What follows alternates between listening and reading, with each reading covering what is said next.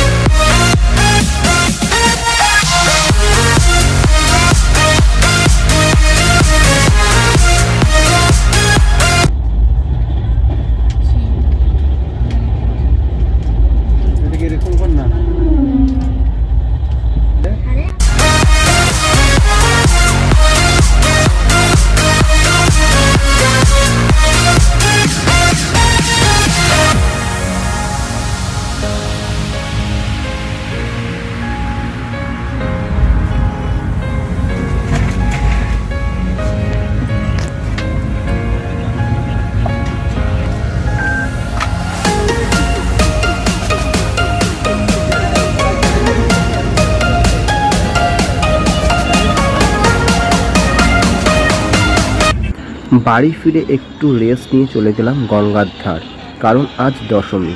আমি পুরো পুজোটাই বাড়ির বাইরে ছিলাম, কারণ কেদারযাত্রা শুরু করেছিলাম আমি মহালয়ার দিন, এবং কেদারযাত্রা সম্পূর্ণ করে যখন আমি বহরমপুর ফিরি সেদিন ছিল দশমী। সুতরাং মায়ের বিদায়ের বেলায় আমি এসে পৌঁছাই নিজের বাড়িতে। মায়ের বিদায় বেলায় আমি মায়ের দর্শন পেলাম।